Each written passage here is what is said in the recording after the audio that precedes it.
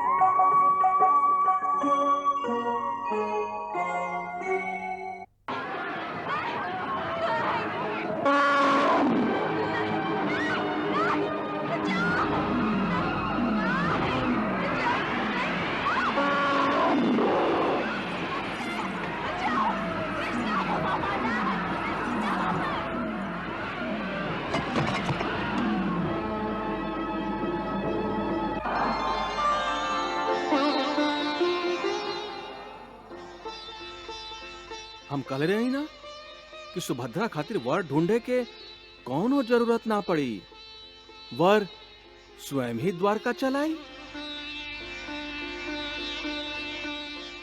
अच्छा, अब समझ में आई। आप सुभद्रा के ब्याह अर्जुन से करा दे। देखा दुर्योधन, यदि बलराम हमार पक्ष में आ जाए तो पांडवन के संगे संगे कृष्ण के भी मार दिहल जा सकेला। हाँ, बाकी मामा जी, बलराम भैया हमरा पक्ष में कैसे आई हैं? यदि तोहार बियाह बलराम के बहिन सुभद्रा से भइल ता।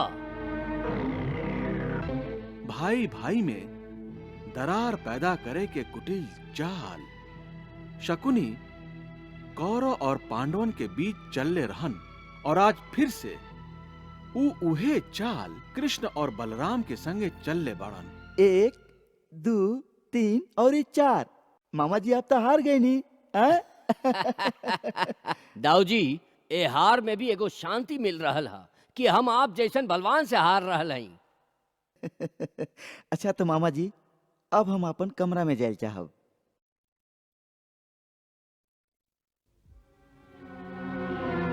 मामा जी, आप हार गए नी।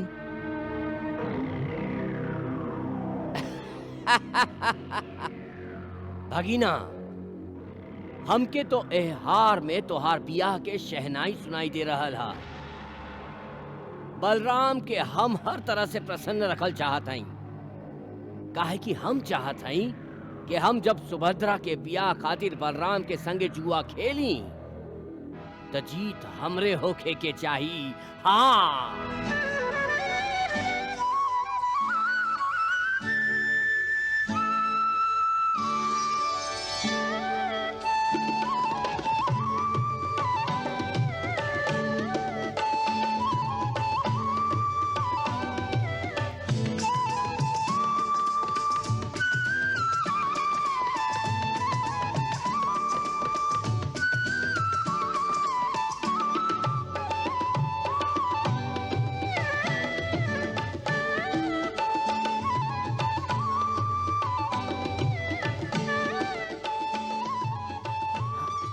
इता हमार कन्हैया के मुरली की आवाज हो।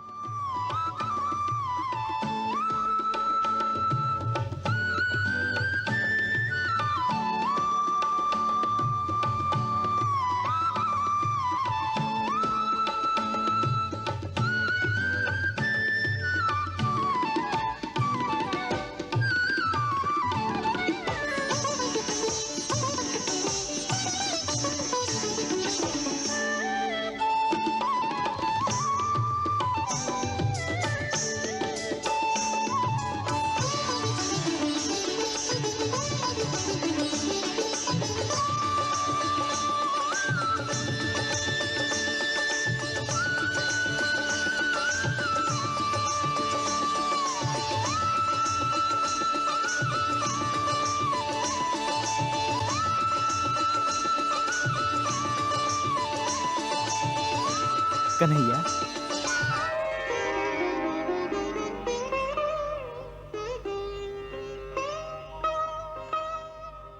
प्रणाम दाऊ भैया। आयुष्मान होखा कन्हैया, आयुष्मान होखा। कन्हैया, तो के हिवा देख के हम बहुत प्रसन्न हैं। हम आपसे मिलके बहुत प्रसन्न नहीं दाऊ भैया। कितना दिन भइल हमार और आपके भेंट ना भइल। जब से आप द्वारका छोड़ के आयल हैं, हमके ऐसा लागत रहे कि द्वारका नगरी खाली एगो शरीर है, बाकी ओकरा में ओकर आत्मा नहीं खे। कन्हैया, दाऊ भैया, कहीं ऐसा तो नहीं खे कि आप हमरा से असंतुष्ट हैं? कन्हैया,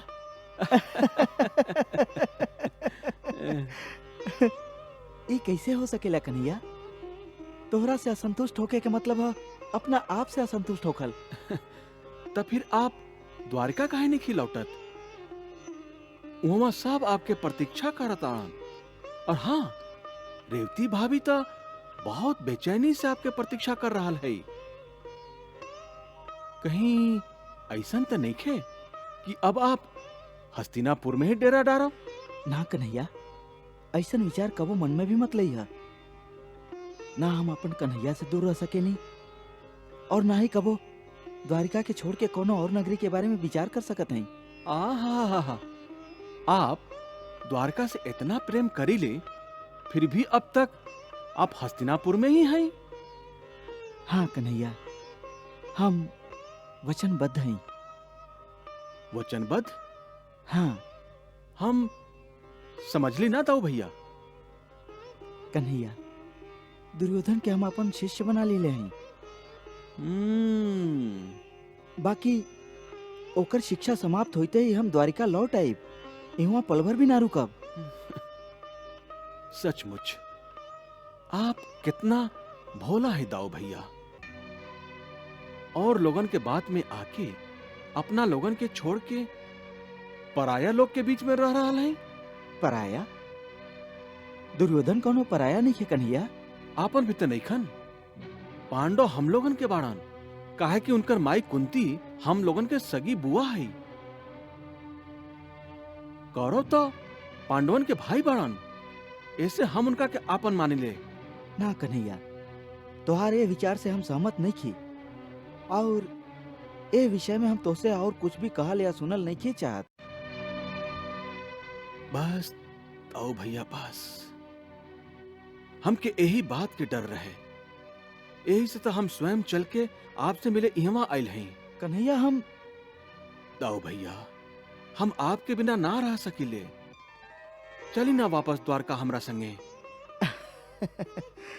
कन्हैया, तोहार मन में जे लइका छिपल बना ओकरा के हम बहुत प्यार करेले।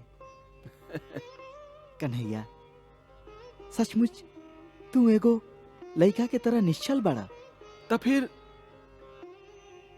हम कहली ना, दुर्योधन के शिक्षा समाप्त होते हम स्वयं द्वारिका लौट आईब। इहाँ पल भर भी ना रुकब।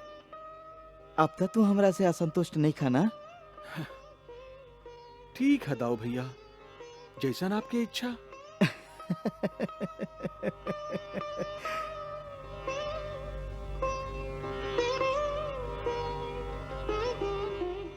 कन्हैया, एक बार फिर से मुरली सुना देना। बहुत दिन भइल तुहार मुरली ना सुन ले हैं। हाँ दाऊ भैया।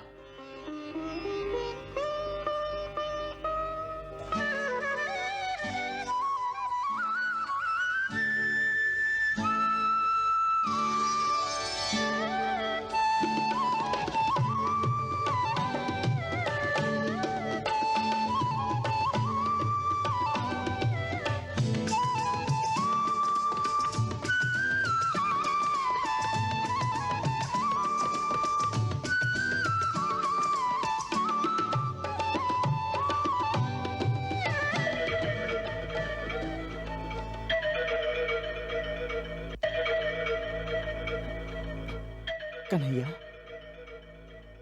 कन्हैया, कन्हैया,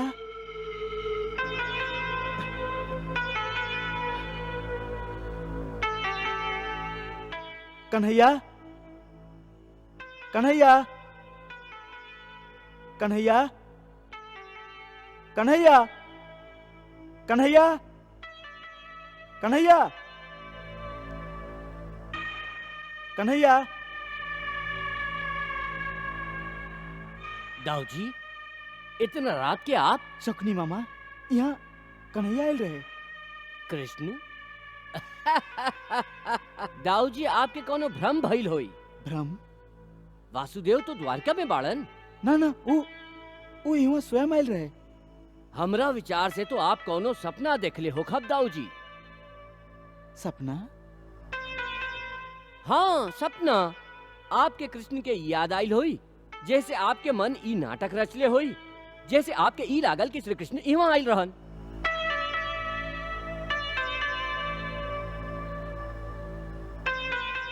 हाँ, हो सकेला, हो सकेला।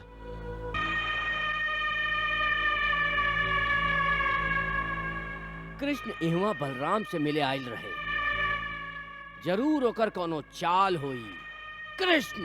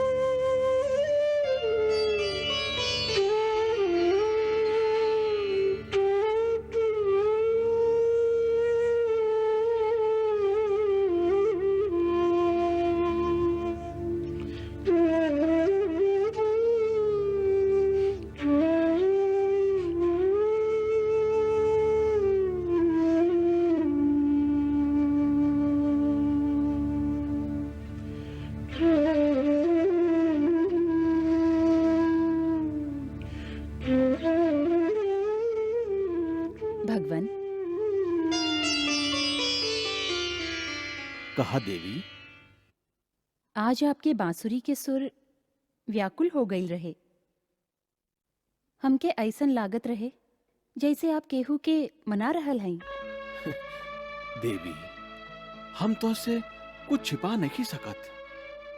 हम दाऊ भैया के मनावत रही, उनका से विनती करत रही कि वो द्वारका वापस लौट आवे। एकर मतलब आप हस्तिनापुर होके आइल हैं।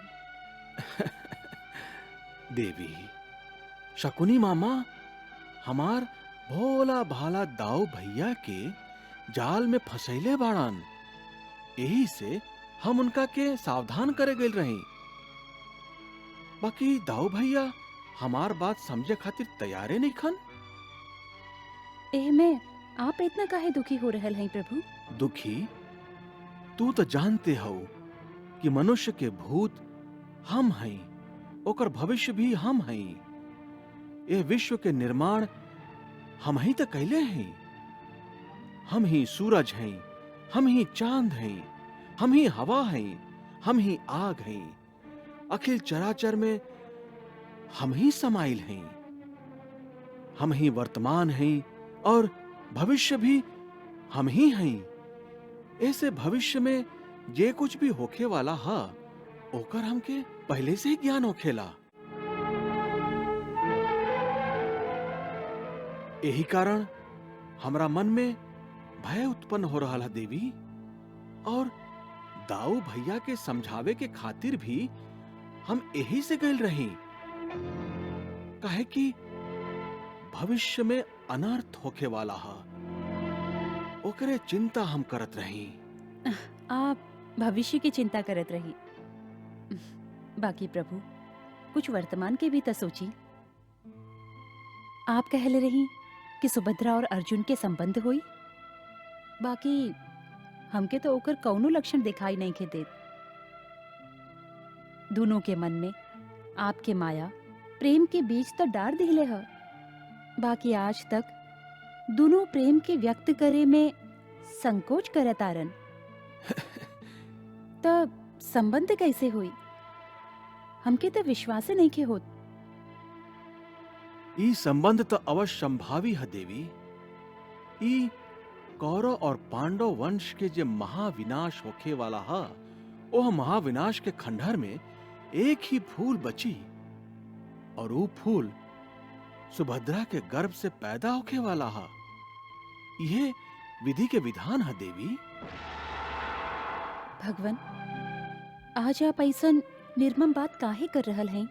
रुक्मिणी, भविष्य में निर्मम संहार होखे वाला है, भीषण युद्ध होखे वाला है, ये में भाई भाई के प्राण हरण करी, बेटा बाप के, शिष्य गुरु के जीवित ना छोड़ी, और गुरु शिष्य के खून के सगरे नाता खून से नहाई।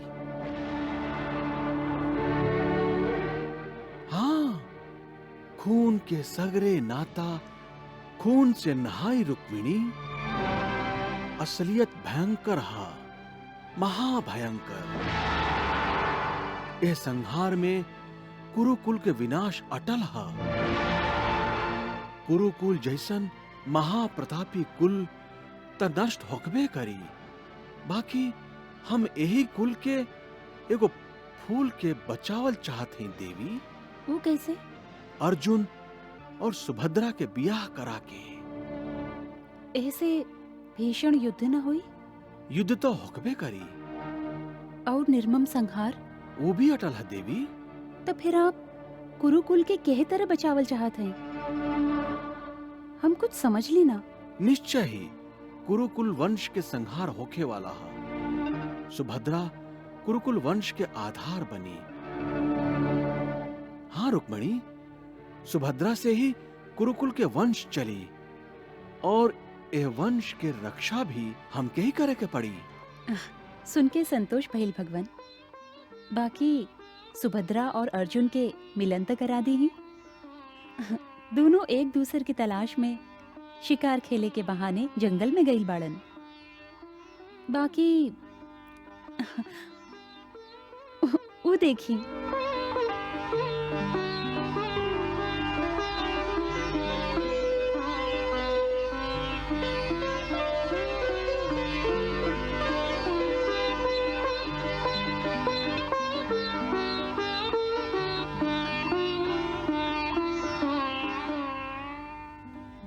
देखी, एगो पहाड़ी के एह ओर है और दूसर पहाड़ी के ओ ओर।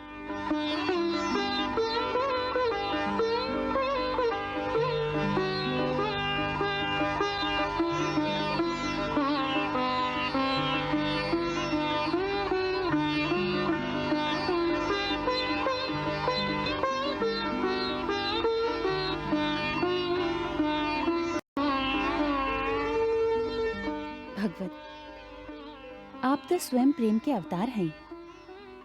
ये दोनों प्रेमी पर दया करें, इनकर एकांत में मिलन करा दी प्रभु। हाँ, तू चिंता मत करा, देवी योग माया हमार सहायता करे आ रहा है।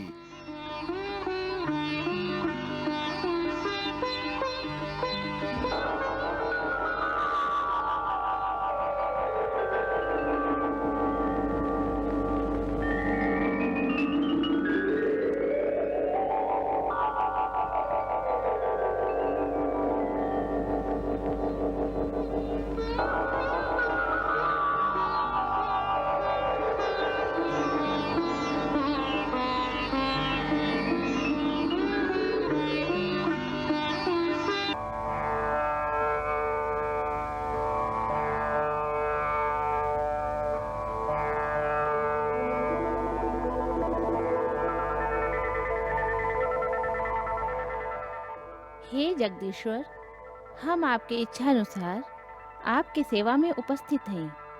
हमरा खातिर का आज्ञा है सर्वेश्वर? तू तो जानते हो योग माया कि हमार बहन सुभद्रा और अर्जुन आपस में मिले खातिर तड़प रहल बाड़न। हमके कुछ ज्यादा कहे के जरूरत नहीं खे, काहे कि जब कोनो विचार के उदय मात्र हमरा अंतर में होखेला तो वो तोहरा मन पर अंकित हो जाला। तो जैसन हमार विचार पटल पर चित्र बन रहल हा, वैसने समय के अचरा पर लिखता। जे आज्ञा।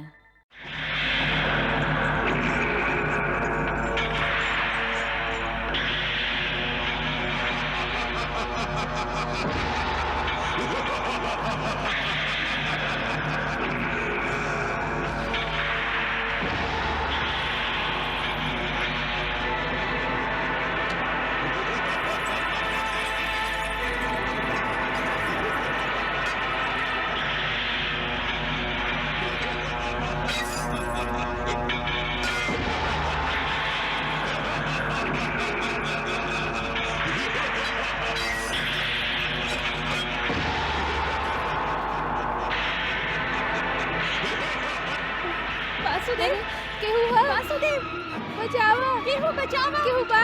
बचाओ! केहू बचाओ! बचाओ! बचाओ! अरे केहू, अरे केहू बचाओ! राजकुमारी जी, उतर जाओ! जल्दी आई! आ जाइए राजकुमारी जी! बचाओ! आई! दया करिए! अरे केहू बा? केहू बचाओ! राजकुमारी जी!